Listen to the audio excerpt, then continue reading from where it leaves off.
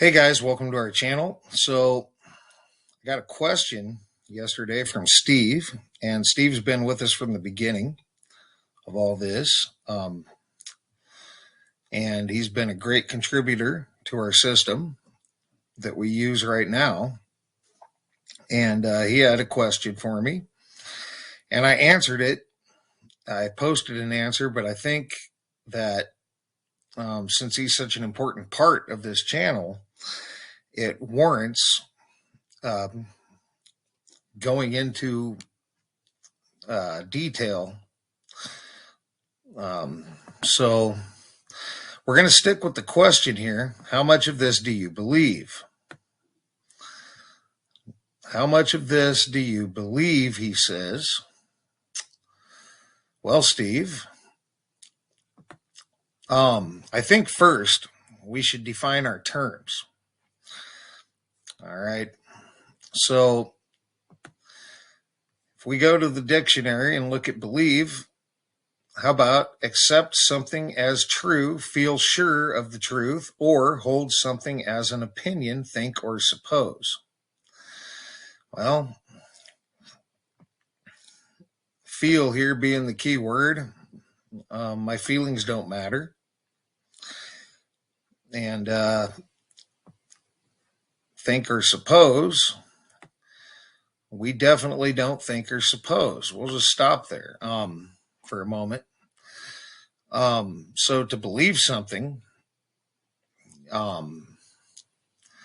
you need to just believe it, or think it, or suppose it. To think that something's true, to feel sure that something's true. Well, we don't feel sure, or we don't think or suppose that our decodes are true. We know they are. We know it. We've done enough of them, and we know it. And then you can also believe and acceptance that a statement is true or something exists, trust, faith, confidence in someone or something.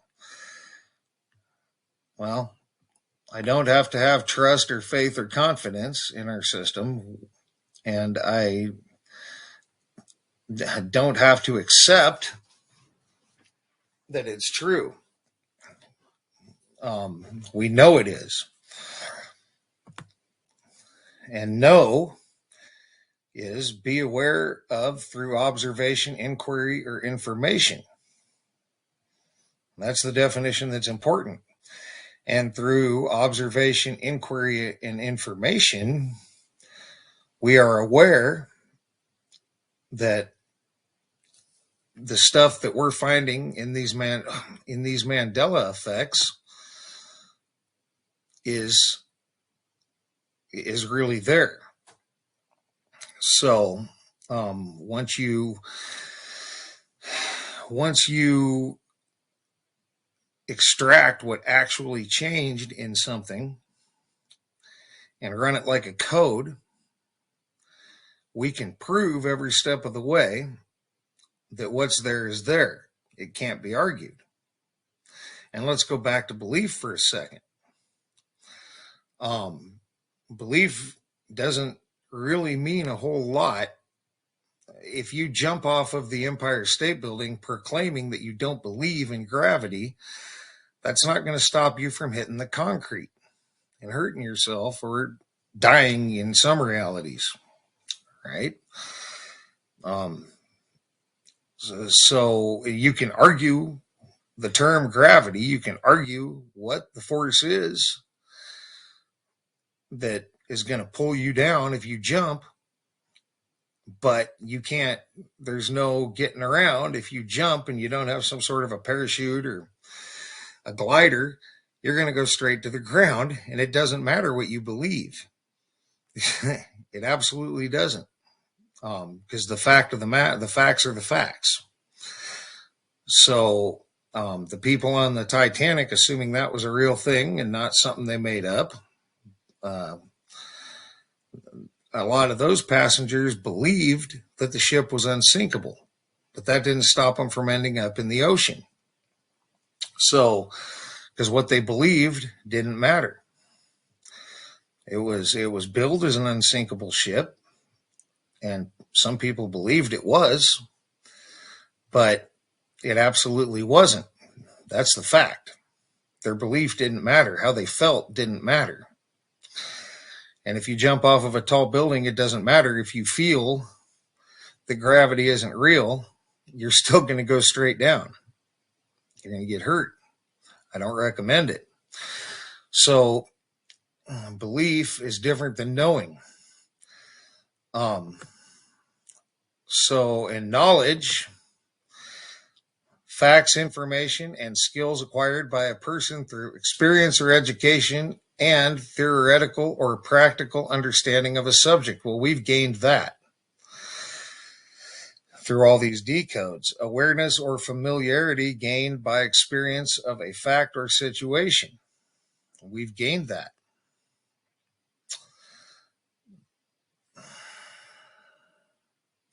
So we know that our system produces results. We can prove what's in there. And by the way, proof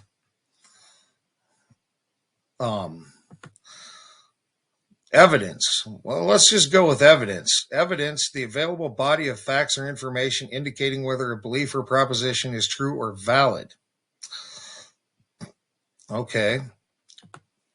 Well, plenty of people have shown evidence for the Mandela effect to be true. We've shown it. Moneybags has shown it. Recall Vector's shown it. Need Input's shown it. And that's just to name a few people. But a lot of people have put a lot of work into finding evidence that the Mandela effect is real.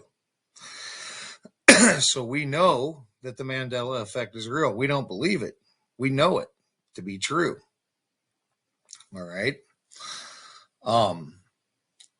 And if people believe that it isn't true, that's their opinion, but that doesn't make it any less true. If people are welcome to their opinion, if some people have the opinion that our decodes aren't producing results and showing what's in these changes, then they're welcome to that opinion, but we can prove it, so they're just wrong. Okay. And proof, evidence or argument establishing or helping to establish a fact or the truth of a statement. Well, once again,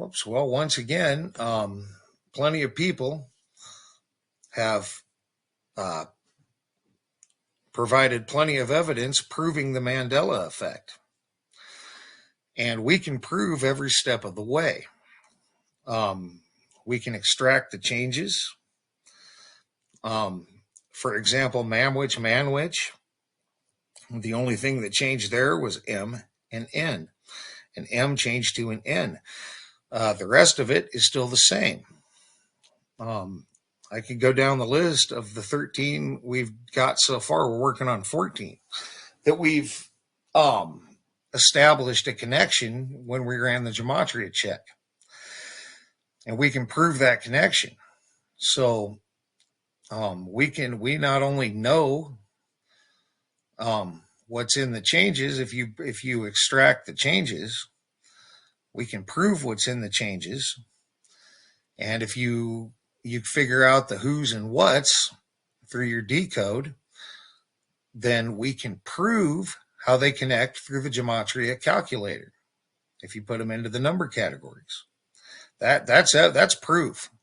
You can't argue that. Nobody can argue that what we're finding in these effects is there, because it is. We can prove it. We can prove how they connect through the gematria calculator.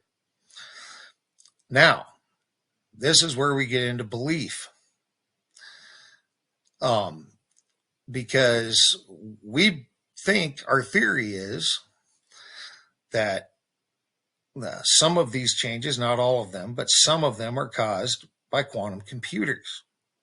We think that at least some of these quantum computers were made by either Freemasons or people in the cabal or others who use the gematria code and who programmed these computers to use the gematria code at their core.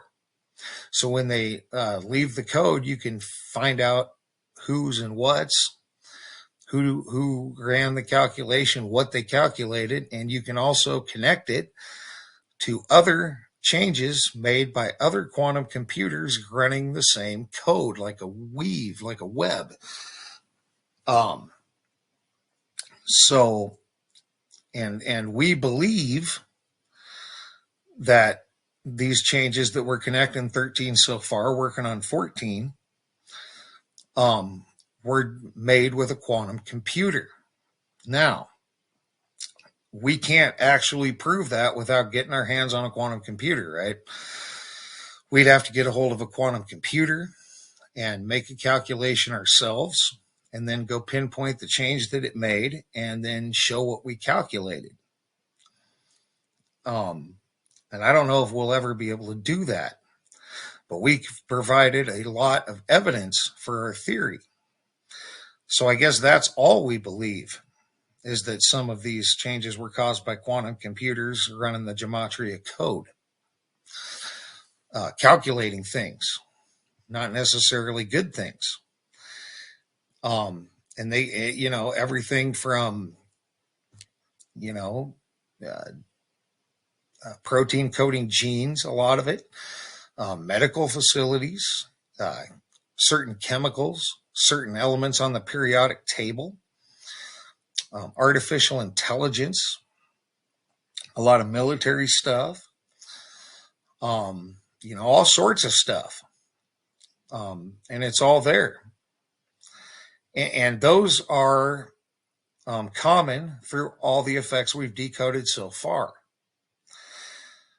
And we can prove that. We can prove every step of the way. If somebody wanted to go back and look at our body of work, we can prove that.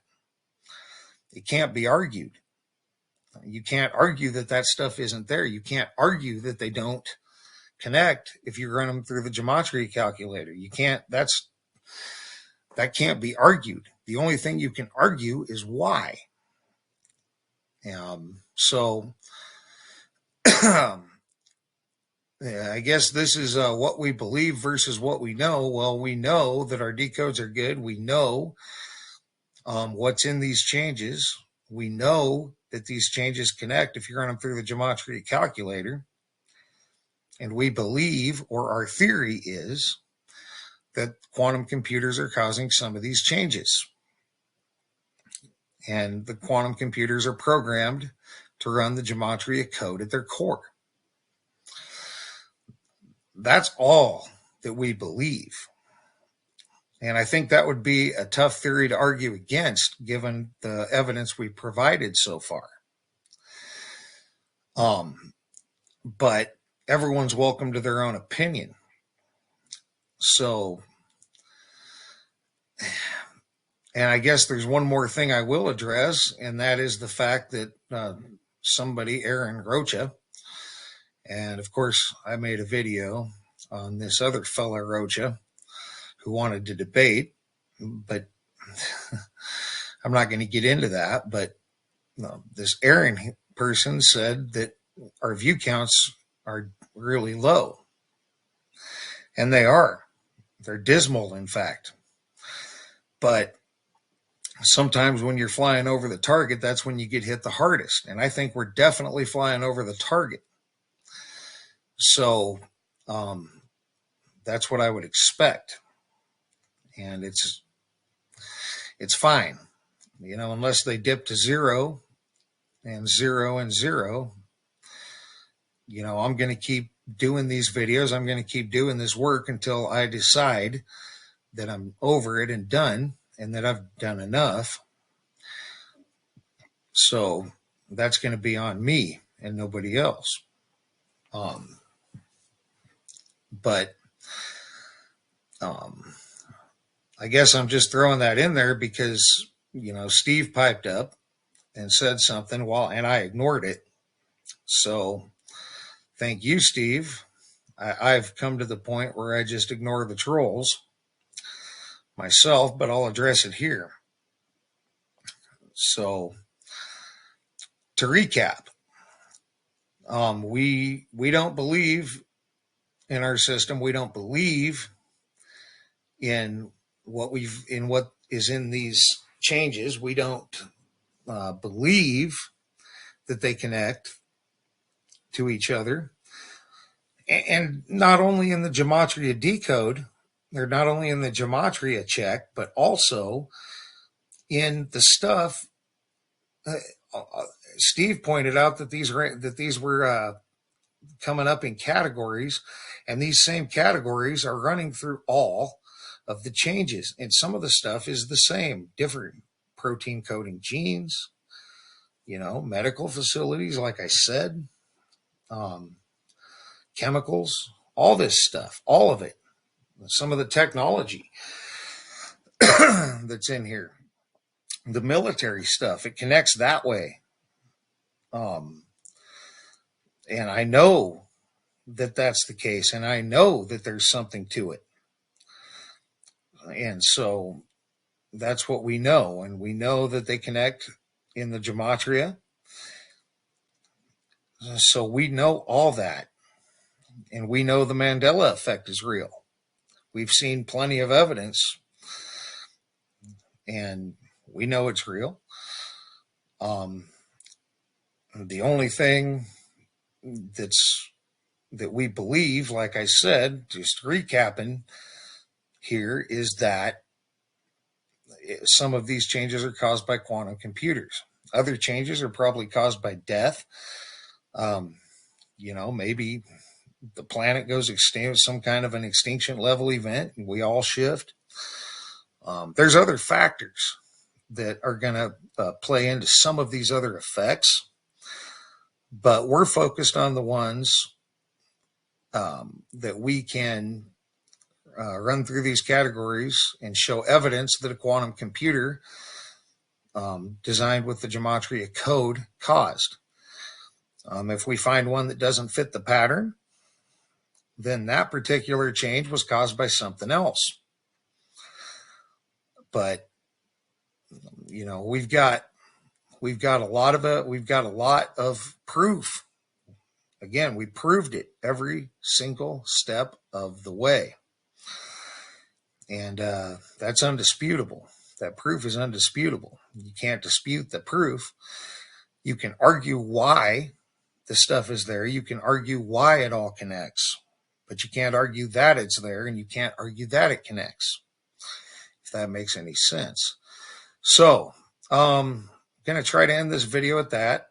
Steve, if I didn't do a good enough job answering your question, let me know.